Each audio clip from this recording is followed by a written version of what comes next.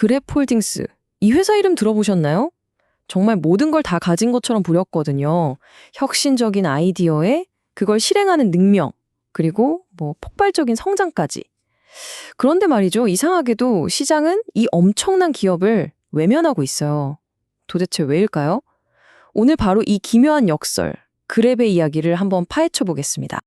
네, 바로 이거죠. 월스트리트 전문가들은 이건 무조건 사야 한다고 외치는데 정작 시장은 아니 팔아야 해 라고 소리치는 이 상황.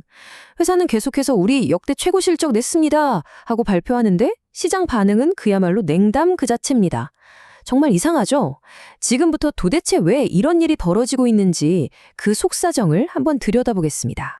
자, 그럼 우선 그랩이 투자자들한테 얼마나 매력적인 미래를 약속했는지 그 그림부터 한번 살펴볼까요? 이 회사의 성장 스토리는요, 진짜 압도적이라는 말밖에는 할 말이 없어요. 처음에는 그냥 택시 부르는 그런 차량 공유 앱으로 시작했잖아요. 근데 그게 다가 아니었어요.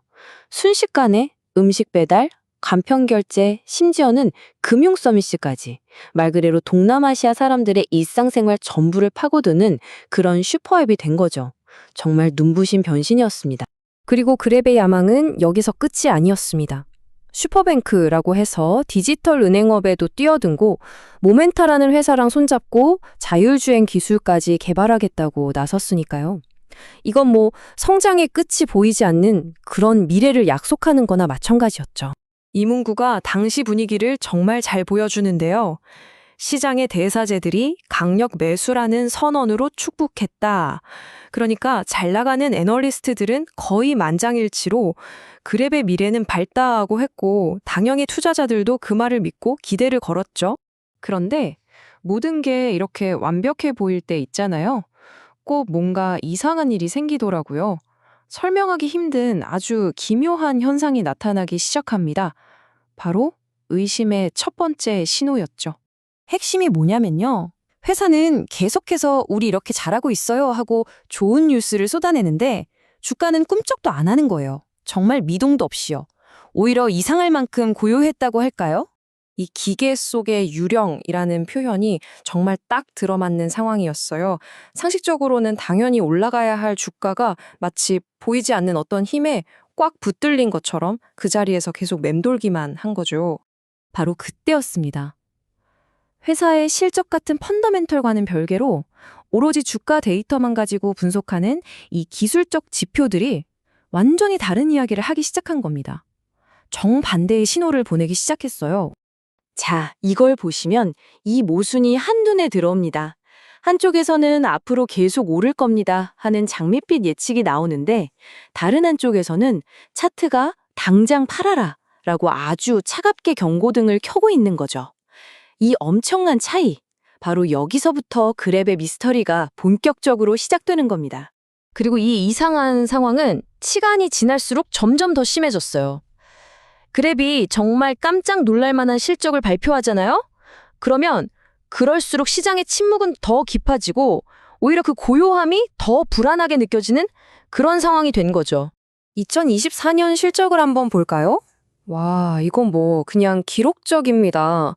매출이 19%나 늘었고요. 회사가 실제로 돈을 얼마나 잘 버는지 보여주는 지표인 조정 EBITDA, 그리고 진짜 수중에 남은 현금, 잉여현금 흐름까지 전부 다 역대 최고치를 찍었어요. 누가 봐도 이건 100점짜리 성적표잖아요? 그리고 이 기세는 멈추질 않았어요. 2025년 3분기에도 매출이 무려 22%나 또 늘었고 회사는 자신감이 넘쳐서 올해 실적 목표 더 올리겠습니다 하고 발표까지 했죠. 자, 바로 이겁니다. 이게 바로 그랩의 역설이에요. 왼쪽을 보면 펀더멘털, 그러니까 회사 체력은 역대급으로 좋은데 오른쪽의 시장 반응은 완전 반대죠. 주가는 멈춰있고 분위기는 안 좋고 오히려 슬금슬금 떨어지기까지. 정말 알다가도 모를 일용이다. 좋은 뉴스가 터질 때마다 주가가 오르긴커녕 오히려 조금씩 떨어지거나 아니면 정말 불안할 정도로 아무 반응이 없었어요. 이 문구처럼 말이죠. 마치 보이지 않는 무게가 모든 상승 충동을 짓누르는 것 같았다. 정말 딱 이런 느낌이었을 겁니다. 자, 그럼 이제 이 미스터리를 풀 단서들을 하나씩 맞춰볼 시간입니다. 그 해답은 놀랍게도 회사가 아니라 시장의 움직임 그 자체를 분석하는 기술적 분석, 그 코드 안에 숨어 있었습니다. 이 차트를 한번 보시죠. 이게 모든 걸 말해줍니다. 단기 추세를 보는 20일 이동평균선, 중기 추세를 보는 50일 이동평균선, 그리고 현재 주가의 힘이 얼마나 센지 보여주는 RSI까지 전부 다 매도, 즉 팔으라는 신호를 보내고 있었어요. 회사 실적 같은 건 상관없다는 듯이 기술적인 흐름만큼은 한 목소리로 위험하다고 경고하고 있었던 거죠. 그리고 결정타가 나옵니다. 투자자들이 심리적으로 여기는 깨지면 안 된다고 생각했던 마지노선 5.07달러 지지선이 힘없이 무너져 버린 겁니다. 이건 기술적으로 봤을 때 앞으로 더 떨어질 수 있다는 아주 강력하고 또 중요한 신호였어요. 이렇게 모든 기술적 지표들이 한 방향을 가리키니까 사람들 머릿속에 섬뜩한 깨달음이 스쳐 지나간 겁니다.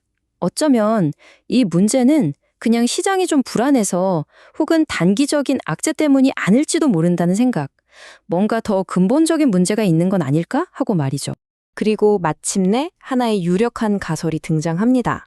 그랩의 가장 큰 무기이자 강점이었던 그 슈퍼앱이라는 개념 자체가 어쩌면 가장 큰 약점일 수 있다는 거죠. 왜냐? 너무 크고 너무 복잡하고 관리해야 할 것도 너무 많아서 오히려 비효율을 낳고 있다는 이론입니다. 자, 그럼 이렇게 복잡하고 모순적인 상황에서 투자자들은 어떻게 움직여야 할까요? 지금부터는 구체적인 전략에 대해 한번 알아보겠습니다. 우선 기술적 분석을 바탕으로 한 트레이딩 전략입니다. 단기적으로 그러니까 한 1, 2, 3개월 정도를 본다면 일단은 조심하는 게 좋겠죠. 특히 4.86달러 선이 무너지면 오히려 숏, 즉 하락에 베팅하는 기회가 될 수도 있습니다. 좀 더 길게 중기적으로 본다면 주가가 50일 이동평균선인 5.41달러 위로 확실하게 올라서는 걸 확인한 뒤에 6.37달러를 목표로 접근하는 전략이 있고요. 물론 어떤 경우든 손절 라인은 철저하게 지켜야겠죠. 리스크 관리가 가장 중요하니까요. 하지만 이건 어디까지나 단기, 중기 트레이딩 관점이고요. 1년 이상을 내다보는 장기 투자자들의 생각은 완전히 다릅니다. 이분들은 지금의 기술적인 흔들림보다는 그랩이 가진 슈퍼앱 생태계, 그 압도적인 시장 지배력에 더 주목하고 있어요. 연간 수익 성장률 예측치가 95%가 넘으니까요.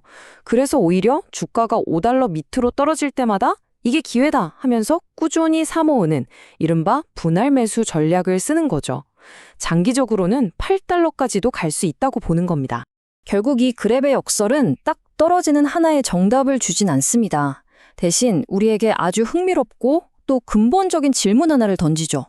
과연 슈퍼앱의 가장 큰 강점인 이 거대한 규모가 역설적으로 가장 치명적인 약점이 될 수도 있는가? 성공을 위한 거대한 야망이 오히려 그 자신을 짓누르는 무게가 될 수도 있다는 이 아이러니. 이 질문에 대한 답은 앞으로 그랩과 시장이 함께 써내려가게 될 겁니다.